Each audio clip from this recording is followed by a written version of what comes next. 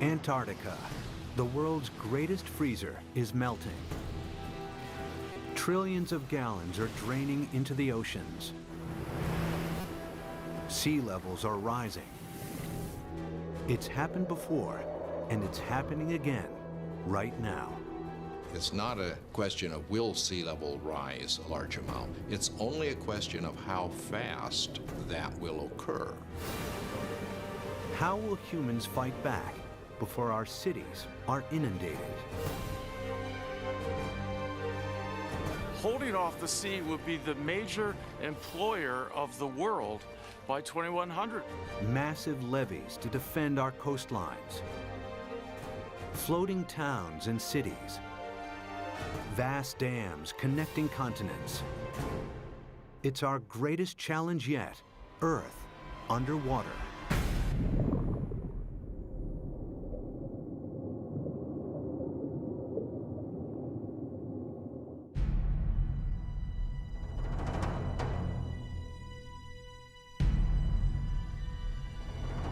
This is New York in the 24th century.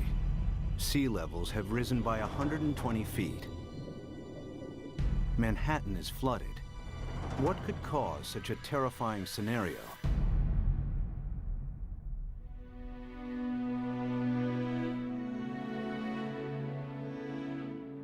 The answer lies here, in Antarctica, where vast amounts of frozen water are locked up in ice.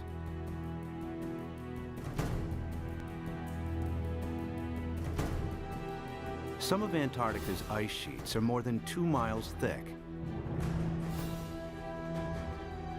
If melted, this ice would dramatically raise sea levels. And the melting has already started.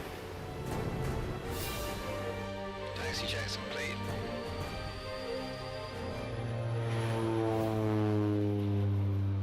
Scientists want to know how much frozen water the continent actually holds, and how much global sea levels will rise if it all melted.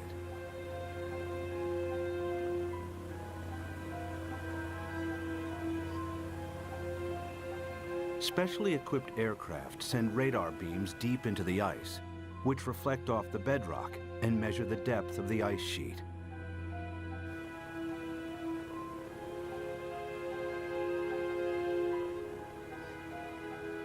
After hundreds of flights, they calculate that Antarctica contains over 90% of the world's ice. Together with Greenland, it's enough to raise global sea levels by an astonishing 230 feet.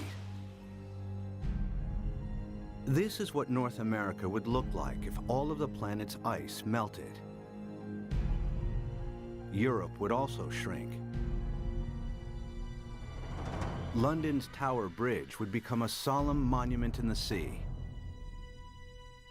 Berlin would be flooded, as would Paris. But how likely is such a scenario? Is sea level rise reality or myth?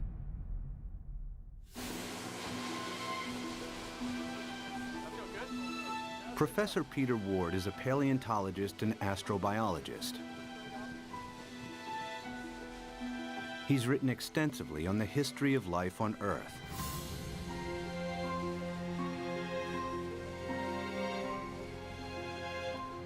Today, Ward wants to know what would happen to our planet if sea levels rise foot by foot. Somebody give me a zip here. The journey begins in the Florida Keys, a chain of islands south of Miami.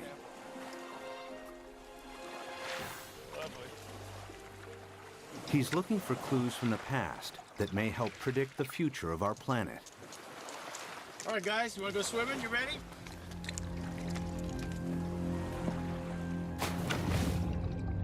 Just a few feet below sea level are banks of coral that have been at this location for over 4,000 years.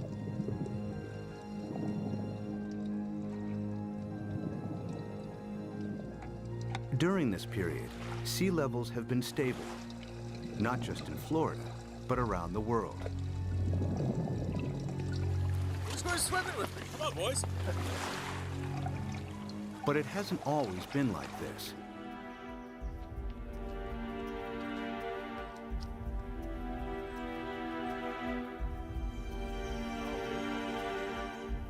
A few hundred yards from shore, Peter visits an abandoned quarry that reveals startling evidence from the past.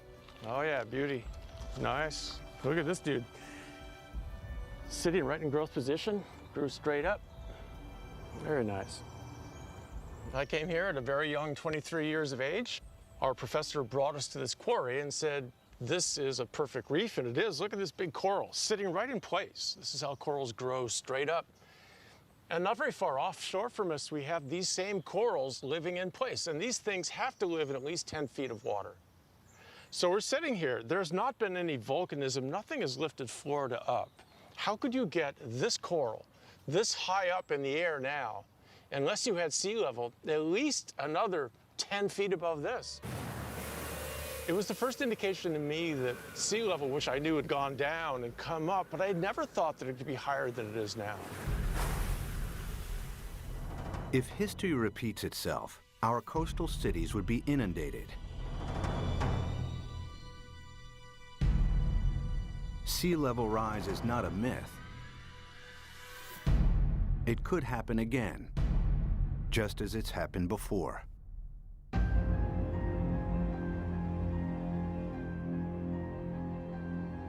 The beginning of the most recent ice age was 70,000 years ago. The ice sheets expanded, the planet's landmass grew, and sea levels fell. Then temperatures rose again. The ice receded. Sea levels climbed and eventually settled at today's coastlines. But global temperatures are on the rise again. This time from humans burning huge amounts of fossil fuels. They produce CO2 and other greenhouse gases that heat up our atmosphere. Whenever global temperatures rise, sea levels follow. We have emitted so much carbon dioxide that the amount of carbon dioxide in our atmosphere has increased by about 1/3 in the last 100 years, and it is now higher than any time since at least 1 million years. We expect about 3, 4, even 5 degrees centigrade warming in this century. The warmer it gets, the faster the sea level rises.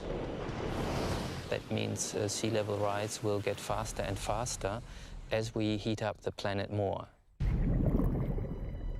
Of course, predicting future sea level rise is difficult, as the planet has never before experienced the dramatic increase in CO2 of the last 100 years. But Professor Rahmstorf's climate model predicts a maximum 6-foot sea level rise this century as higher temperatures kick in.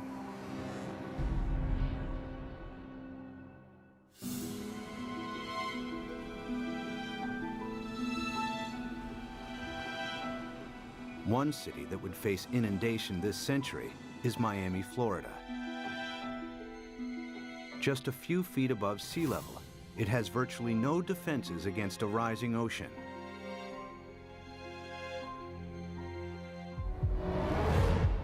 After 1 foot of sea level rise, these beaches would be regularly flooded at high tide. After 2 feet, many roads would be submerged. After 3 feet, if a hurricane strikes, the surging water would overcome sea defenses and cause flooding deep inland. Much of the region's coastal real estate would be ruined. We are looking at millions and millions and millions of dollars of real estate here. And we can assume that every one of these things is $500,000 to $1 million. We've got 100 here, we've got $1 billion in a very short area through here. So our $1 billion of houses, we get 1 meter, 3 feet of sea level rise, and every single one of these houses is useless. Who's gonna buy them? What happens to this $1 billion of real estate by the time we get 3 feet? I mean, it's gone. It's useless. It's just, you scrape it off with bulldozers and you just leave it here. That's what'll happen. It'll just be left here. And it's not just residential properties that will be affected. Think of all the wharves and all the places where ships offload and unload all the goods and services. And if sea level rises even 3, 4, 5 feet, every single one of those ports has to be replaced. The cruise ship lines, there are billions of dollars of infrastructure that even a small sea level rise takes out. You got to rebuild it all over again. After 4 feet of sea level rise, electricity supplies would be affected as coastal power plants are flooded. After 5 feet, some of Florida's freshwater resources would be contaminated with seawater, and the Everglades National Park becomes a vast bay. After 6 feet, millions of Floridians would have to evacuate the state. So what's going to happen to Florida? By 2100, we'll be at least 4 to 6 feet higher. So this tide, which is not a high tide, will be about here, up to here. There's no way that we can keep the sea back as it rises. Miami-Dade County will be severely diminished.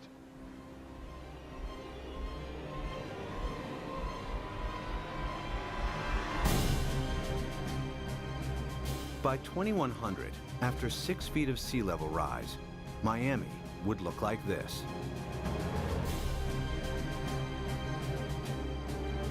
There's no way to prepare for this.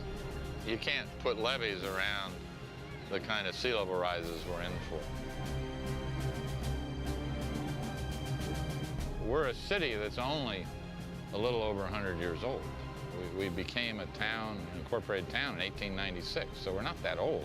But we may not make it for the next 100 years. The only way to prevent Miami from flooding would be to construct a vastly expensive system of levees surrounding the city. It would be a major engineering challenge, as Miami is built on porous ground that allows seawater to seep through. Alternatively, if Miami was flooded, the city would eventually have to be abandoned. There are cities you can save and cities that you can't save. And the choices will be based on, can we dike it off, can we put it off, or is this too expensive, not worth the price, not worth the effort? One city determined to defend itself against the sea is New Orleans, Louisiana. During Hurricane Katrina in 2005, large parts of New Orleans were flooded after a storm surge raised sea levels by 20 feet. The city lies several feet below sea level. Its antiquated locks and levees weren't strong enough to hold back the rising sea. As the storm pushed the Gulf's surging waters into Lake Borgne and onwards into the city's canals, New Orleans' sea defenses broke in 50 places. We had some levee and flood wall failures in the hurricane system, and the combination of that overtopping of the levees and the flood walls that failed caused massive flooding throughout the city. About 80% of the city of New Orleans was flooded following Hurricane Katrina.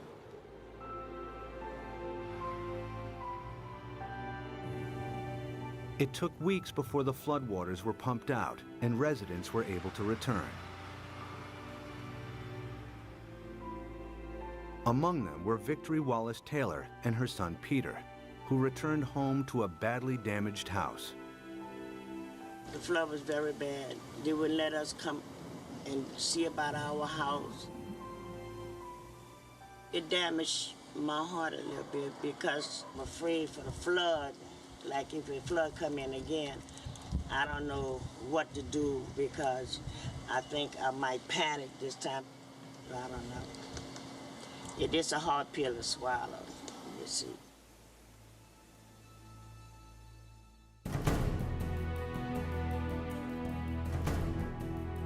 To prevent New Orleans from flooding again, the U.S. government is investing billions of dollars in the city's sea defenses.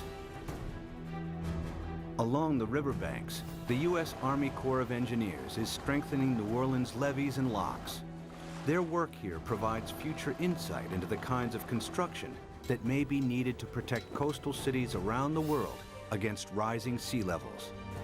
We learned a lot of key lessons, and some of the key lessons learned were incorporated into the designs for the Greater New Orleans Hurricane Storm Damage Risk Reduction System.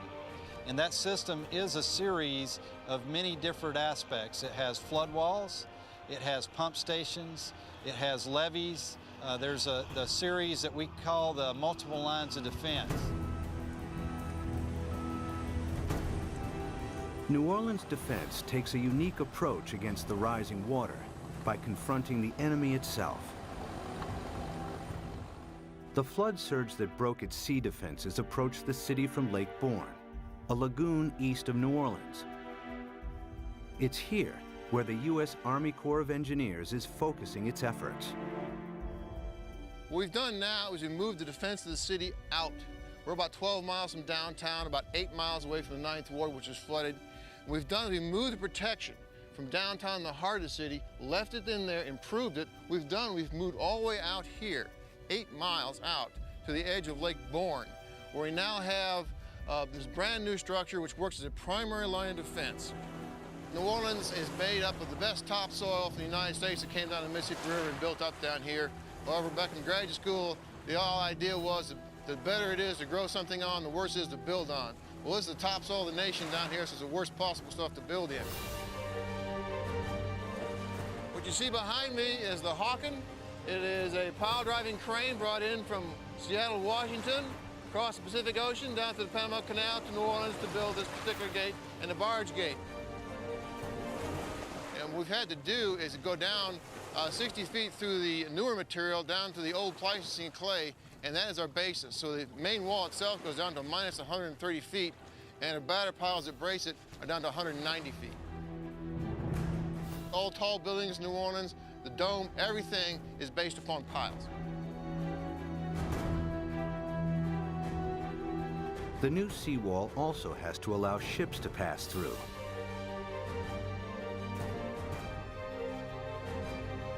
Dry cofferdams are put in place to construct barge and sector gates. The concrete is poured, the dams are flooded, and the gates can be completed.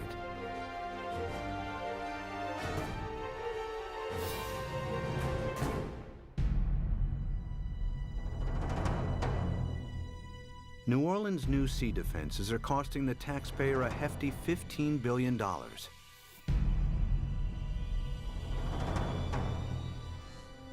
But their design only accounts for storm surges that build from sea levels today.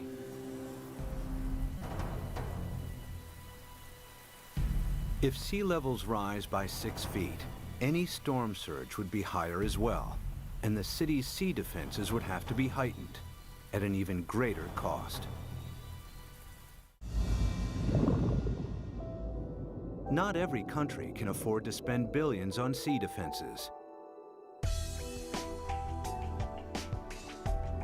In Bangladesh, many of its 150 million inhabitants live at or just above sea level.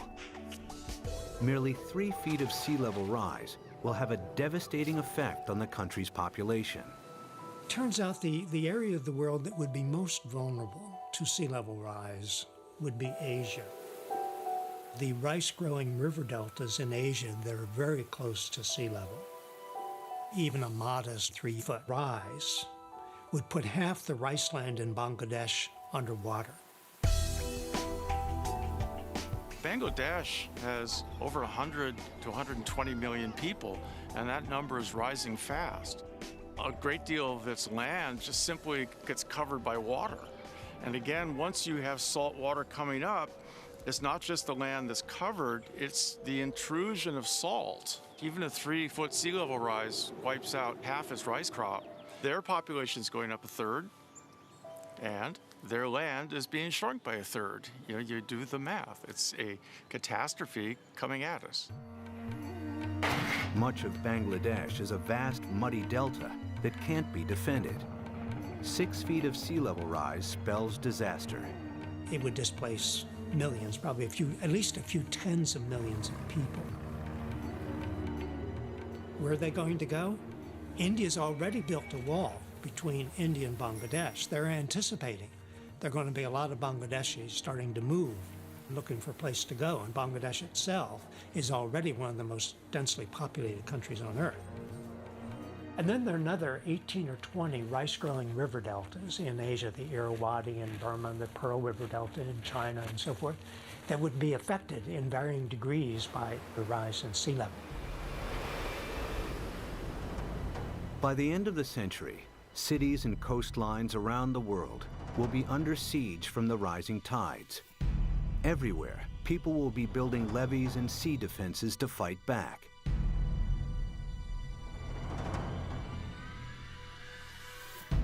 But sea level rise won't stop at 6 feet. They're likely to rise at an even faster rate. As the predicted melt of Greenland and Antarctica accelerates, exposed cities may not have time to build new sea defenses. Clues about the speed of future sea level rise are found during the time of the last ice age. As global temperatures rose, the planet's ice sheets melted into the sea. Sea levels increased by a staggering 390 feet until they settled at today's levels. How fast did this happen? The answer may help predict how quickly sea levels could rise in the next century, and how much time we have to defend our coasts. Professor Rick Mortlock is one of the world's leading experts on past sea level rise. He and his team collect fossilized coral from the seabed. In the lab, they analyze and compare the exact depth and age of each sample. A clear picture emerges of how fast sea levels rose thousands of years ago. We have two pieces of fossil coral that was recovered from drill cores off of Barbados. So by dating these samples and knowing the depth at which they were retrieved, we can use that information to create a point-by-point reconstruction of sea level for the last 20,000 years. There's one particular sea level rise of interest. We call it Meltwater Pulse 1A. During that period of time, we believe sea level rose about 20 meters in 500 years, or about 4 to 5 meters per 100 years. If the same happens again, it would translate to as much as 16 feet of additional sea level rise in the next century. Factor in today's affairs, and the rise may be even faster. If we don't get emissions under control, the rate of sea level rise will keep accelerating. And so in the next century, it's not only that we get the additional 5 to 7 feet that we got the last century, that's going to happen, but we add on to that. So now we're looking by 2200, probably at least 15 feet above, and probably 20. By 2100, the cities will know that they are doomed. The coastal cities, anyway. If the oceans rose with accelerating speed, the planet's most exposed cities may not have time to build adequate sea defenses. Sea levels would rise by 16 feet per century. New Orleans could flood, followed by Miami. Miami's the worst off, and New Orleans, those are two cities that will have to be abandoned, I imagine. As southern Florida is lost to the sea, other coastal regions will also struggle to hold back the tides. Among them is the San Francisco Bay Area, with its 7.5 million people. The San Francisco Bay Area is particularly vulnerable to sea level rise because of our history. Although the bay is big, it's very shallow. 2/3 of it was less than 12 feet deep. So lots of it was filled and reclaimed. We're standing here on reclaimed land, and all of downtown San Francisco, the financial district, is on reclaimed land. We've already seen 7 inches of sea level rise in the bay over the past century. We know this because the longest continuously operating tide gauge in America is at the Golden Gate. So we have 154 years of data. We're just now beginning to realize with accelerated sea level rise, we're going to have to prepare and have a new plan for how we deal with it in the Bay Area. If sea levels rose by an additional 16 feet per century, hundreds of thousands of people would lose their homes in the Bay Area.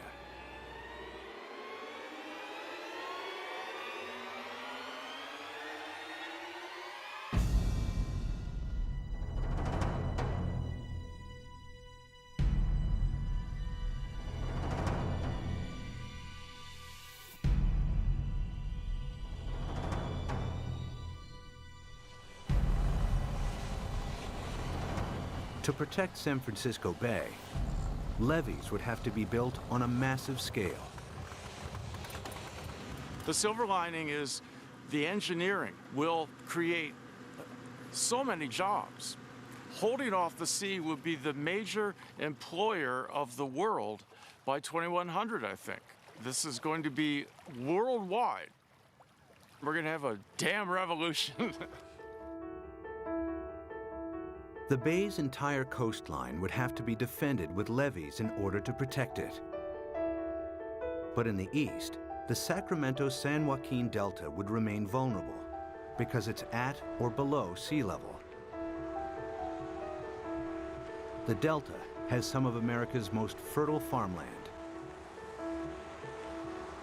The most important part is food.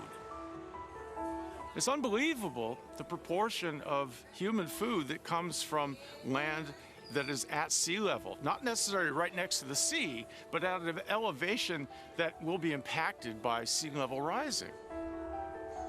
Sea level rises a little, all those fields next to it, even if they're not covered by the sea, are rendered useless for human crops by the sea. If the Delta and its farmland were lost to the sea, California's food supply would be in jeopardy. The Delta is also one of the main sources of fresh water on the American West Coast. This is the hub of California's water supply. 26 million people drink water that comes from this estuary. That's a huge number. 2/3 of the population of California gets water from this estuary. If you raise sea level even a foot, which in our mind isn't all, as geologists, that doesn't seem like much, yeah, but that's common, yeah. If you raise sea level a foot, the work that we've done suggests that you will salt up this end of the Delta, even if the levees all stay together, even if they don't fail. If sea levels rise by 6 feet this century, local rivers will be contaminated with salt, and California's main fresh water supply will be lost. In the next century, after an additional 16 feet, the entire delta will be claimed by the sea.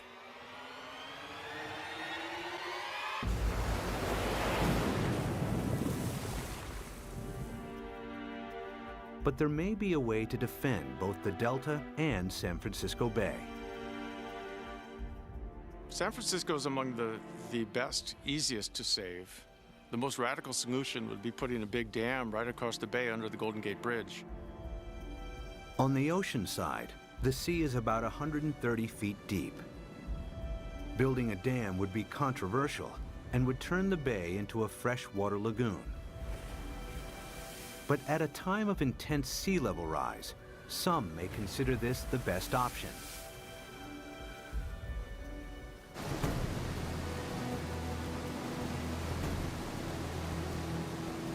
Using cutting-edge technology, huge dredgers could pick up sand from the seabed nearby and deposit it as the dam's foundation.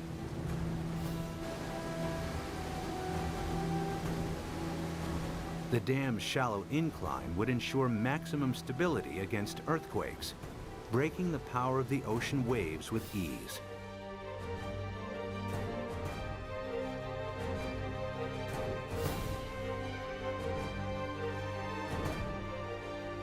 Vast pipes and pumps would be installed to keep the bay's river water flowing out to sea.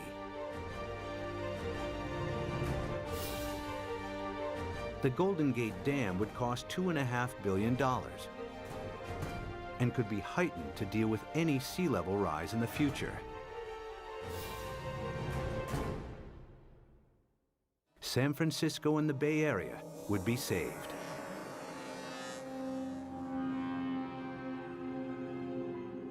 One region that may benefit from the U.S.'s sea defenses is the Mediterranean. It's flanked by countries both rich and poor that have thousands of years of history. The Mediterranean has a unique feature, a narrowing at its mouth. The Straits of Gibraltar are between 10 and 20 miles wide, stretching from southern Spain to Africa. A dam could keep the rising water of the Atlantic separate from the Mediterranean. There's been a plan since World War II, for instance, to put a dam between the Rock of Gibraltar and Morocco on the African side. A dam big enough that sea level rise does not affect the Mediterranean. But building a dam here has one major drawback. Every year, the Mediterranean loses 2 feet of sea level through evaporation that is compensated by the inflow of water from the Atlantic. The dam would cut this off. In the case that you build a dam in the Gibraltar Straits, there will not be the flow of water from the Atlantic. So in the case that you cut the flow, so there will be a evaporation, there will not be compensation, and there will be a permanent drop of the water level. After years of evaporation, the Mediterranean would turn into a stagnant saltwater lake. Eventually, the sea would dry out. And if then the sea level would rise, let's say another... Sea defense engineer Peter Janssen maps out possible solutions on how to keep the Atlantic flowing while building the world's largest super dam. I looked at the surroundings. I looked at what may be required to make a closure. And then, well, I thought it may be feasible.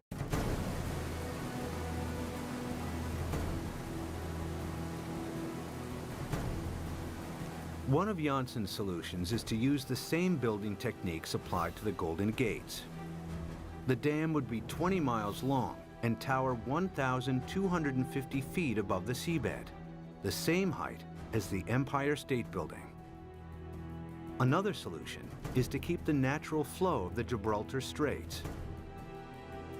Huge amounts of Atlantic surface water will flow into the Mediterranean. At a much lower depth, some of the Med's saltier water will be pumped back out again, keeping the sea's salt and sea level stable. The world's greatest super dam would cost $275 billion. The total cost related to what may be the impact for all the cities around the Mediterranean, it seemed acceptable. It may be a solution. The Gibraltar Dam would be the world's largest man-made structure, using enough rock to build 1,000 Great Pyramids. Although the dam would cut off the migration of marine life between the Med and the Atlantic, it would save the entire Mediterranean coastline from flooding. It's certainly technologically possible. The old cradle of civilization becomes really the center of civilization. They would be the last coastal cities never affected by sea level rising.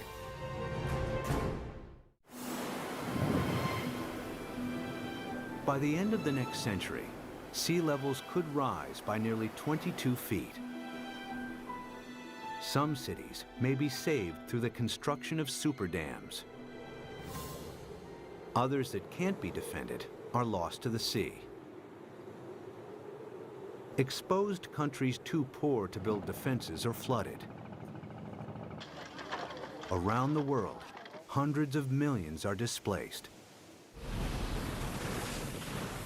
It's likely that by the 23rd century, the ice sheets will melt at an even faster rate, and that the oceans will rise with increasing speed. The planet's growing population and a continuing hunger for cheap energy could make it worse. The problem that I see again is the number of people. Every new person is going to want housing. Every new person is going to need food, obviously, and want transportation. Let's say that all of us cut our gas emissions. So 6.5 billion of us cut down by a third all of our usage, and then we raise the population by a third. All those new people are just adding back to what we've cut away.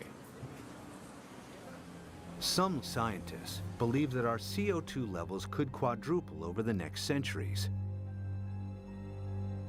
It would mean reaching CO2 levels last seen over 50 million years ago, when there was no ice on the planet and when sea levels were more than 230 feet higher than today.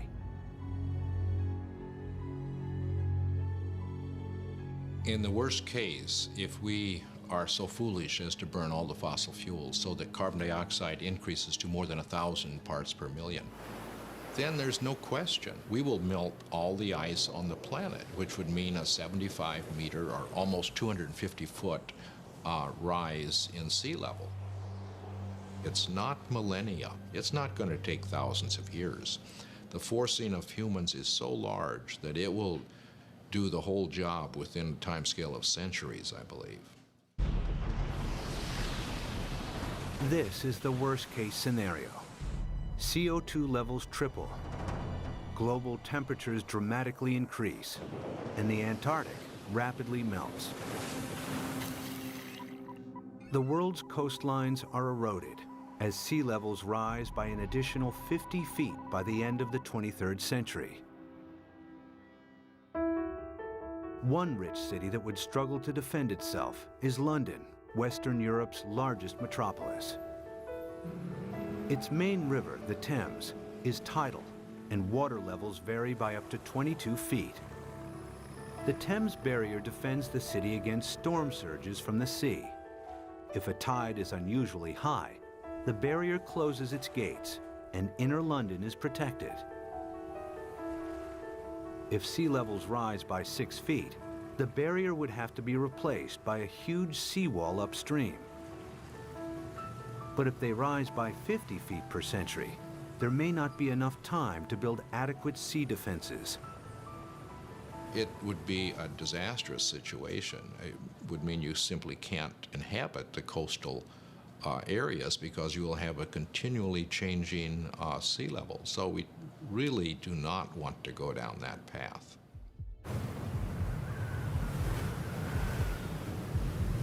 If CO2 continues to increase at a growing rate, 50 feet of sea level rise per century is a distinct possibility. The swiftly rising oceans would bypass any new seawalls. London and large parts of England would be flooded within a few centuries. The worst case scenario is when we have maybe 4 to 6 feet within a decade. That's not the kind of thing where you sort of sell your houses and say it's going to be okay. But you're trying to get out of there without drowning. It's going to challenge the existence of civilization. One of London's most famous landmarks, the Tower Bridge, would become a somber outpost in the sea. I mean, there would be a degree of panic that we cannot imagine as each country tried to figure out how it somehow could survive. Rising oceans would seep underneath obsolete levees or breach areas where there wasn't the time or money to strengthen seawalls. The rapidly rising sea levels would soon overwhelm large parts of continental Europe. By the time all of the Antarctic's ice has melted, Denmark, the Netherlands, and large parts of northern Germany and France will be lost. Significant sea level rise may turn Berlin into a coastal town within centuries. Another 100 years, and the city would be lost to the sea. The rising sea would creep up the River Seine and find its way to Paris. With an elevation of 115 feet, the French capital would be vulnerable to sea level rise. After all of the planet's ice is melted, it will flood. The affluent countries would try to protect their borders against millions and millions who would be leaving the areas most severely affected. But the stresses associated with migration on this scale are unimaginable. The meltdown of the planet's ice sheets would completely transform our world. But even as our coasts are pushed back by the rising oceans, resourceful humans would try to adapt.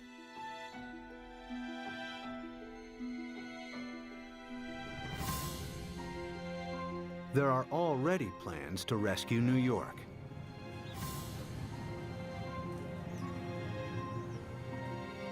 Manhattan Island is flanked by two fast-flowing tidal rivers. The entire city is directly exposed to the North Atlantic and extremely vulnerable to sea level rise.